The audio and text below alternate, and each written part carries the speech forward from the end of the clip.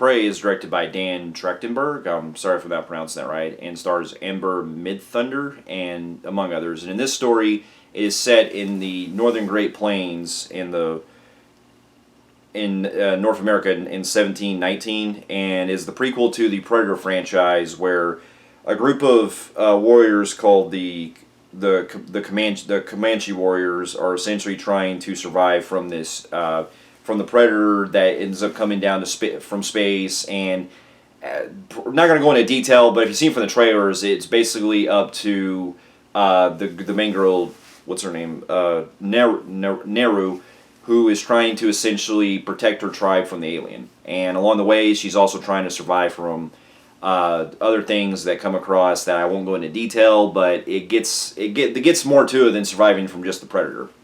Now, here's a little backstory. Now, this movie was directed by Dan Trachtenberg, who I actually do admire as a director. I haven't really seen much of his work other than 10 Cloverfield Lane. I think that he really did a great job with that film, especially with entering the franchise that was able to bring new fresh spin on the series. And I'm a huge Predator fan, and I've always really enjoyed all the movies. Well, for the most part, the first two movies in particular hold as one of my favorite films of all in the franchise, and the original 87 one with Schwarzenegger is considered one of my all-time favorite movies of all time, and the second one I consider a very underrated sequel. A lot of people don't really there was a lot of time when Predator 2 came out, it didn't really get as liked as the first one, but I think now it's finally been able to have resurgence and being able to be as good as the first one. And sometimes I've even heard even better than the first one. And to me, I think that to this day, that still holds as the best sequel. And then, of course, you also had, as the later years, we would get, other Predator entries, including the Alien vs. Predator franchise, which the less said about them, the better, because both fucking Alien vs. Predator and Predator Requiem are considered one of the worst movies I've ever seen in my life, and they are also the epitome of just not really getting right with the franchise as a whole. And I know those movies are considered non-canon with their timeline and stuff, but even if they were their own movies and just not connected with the franchise and stuff, they still sucked in a lot of ways, and they ruined the franchise for me forever. And then we had the other one that came out in 2010, which I really enjoyed, which was Predators, the third one to the sequel to the other two movies. And that one I found very fascinating, and it was able to actually take place on the planet of the Predators. It was able to do a new spin on it and kind of evolve into other stuff that we hadn't seen before with the Predators themselves, while still maintaining a similar feeling like the first movie. And then, of course, a few years ago, we did have Shane Black's entry into the Predator franchise after he originally starred in the first Predator movie. And yes, the Predator was not that good. I'll admit I'm guilty. I think the movie is a guilty pleasure, but I can see totally its flaws. It is not a good movie by really any means, but I can still at least watch it and kind of at least have some fun with it. But don't get me wrong, it is pretty heavily flawed, so I get a lot of the hate the movie gets.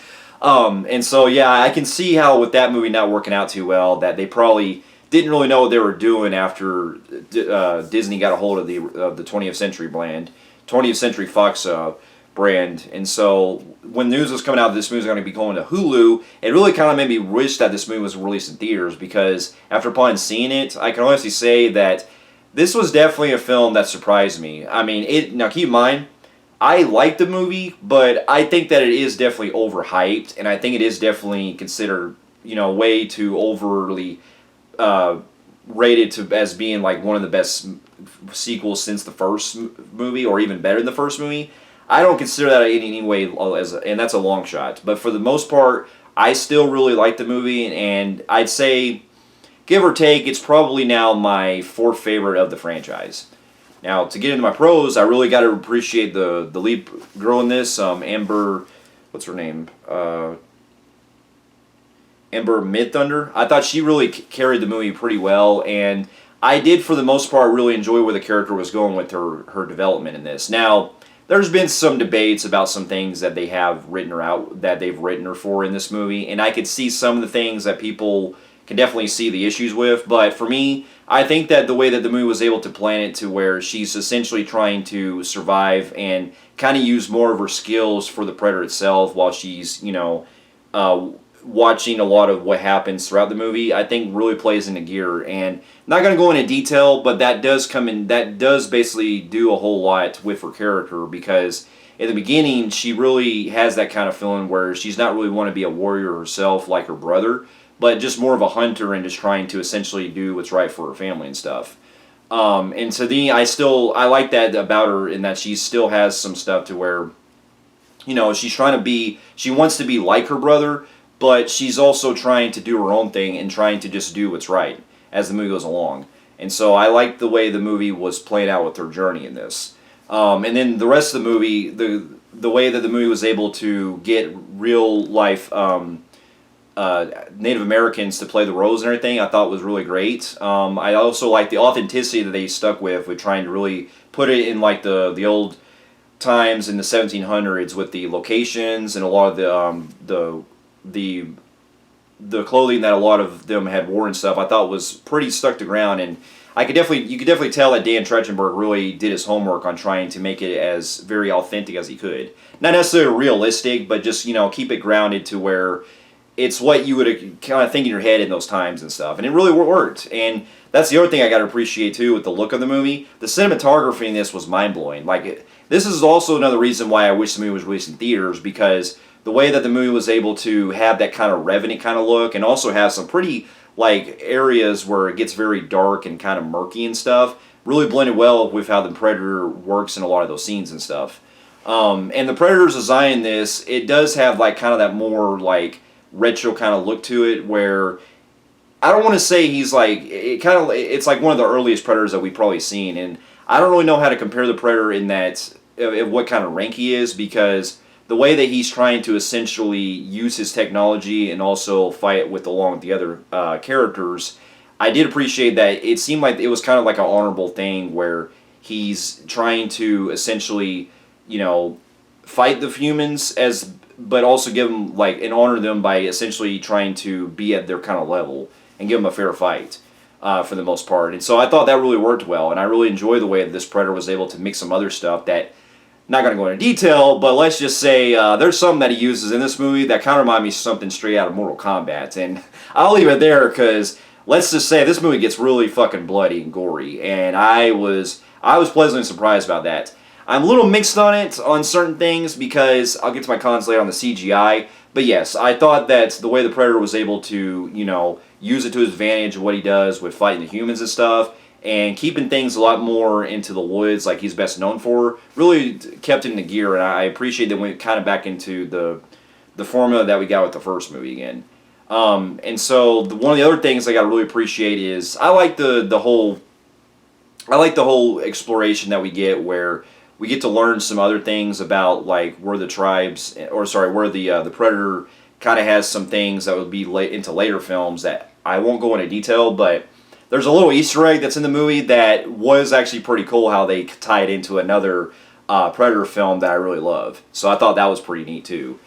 Now, to get into, if I do have some flaws, I will say that the movie does have kind of I don't want to say necessarily it's got a good pace where it's an hour and a half, and it didn't run too long, but the problem is that for about the first, I'd say 20 minutes or so, it does feel a little bit where the pacing kind of get a little uninteresting, because it seems like it kind of drags a little bit before we get into a whole lot more stuff that involves the Predator itself.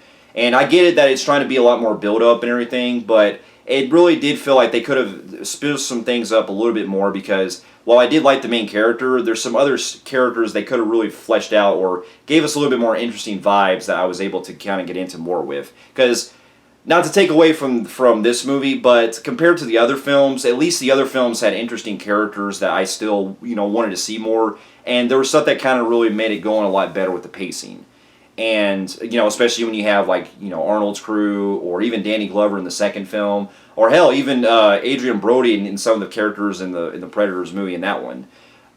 Just some of those characters that they really work well to where you're still investing with, and it moves along at a good pace, so to speak. And this one, while I'm going through her journey, it does feel like it slows it down at times, where the pacing does take a lot more tippy toes or very small steps, and not really building us anywhere where we probably should be seeing a lot more things.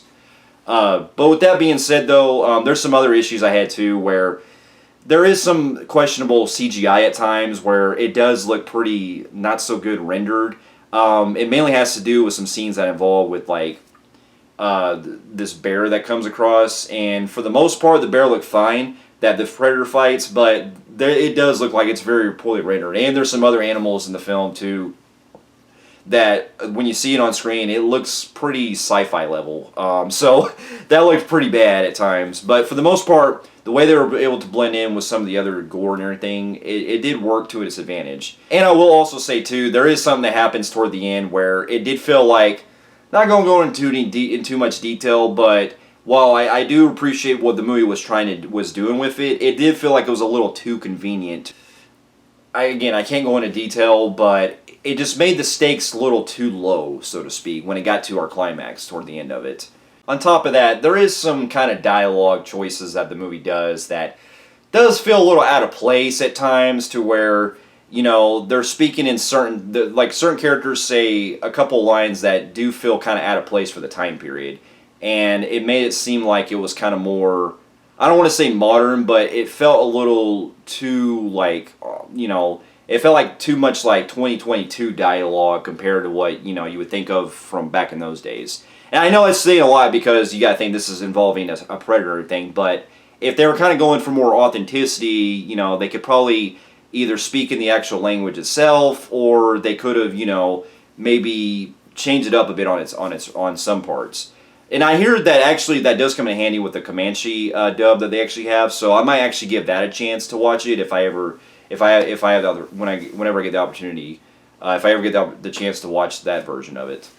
But with that being said, though, I did like this movie, and it definitely is, one of the better Predator movies that we've gotten. And with that, I'm going to give the movie a low compelling grade on the Film Freaks meter. So, for those of you who have also seen the Prey, let me know in the comments below what you thought about it, and also the other Predator movies as well. And if you want to, you can also listen to my retrospective that me and Eddie did a while back of the Predator films. So, thank you so much for watching, and I'll see you in my next review. I'll see you later.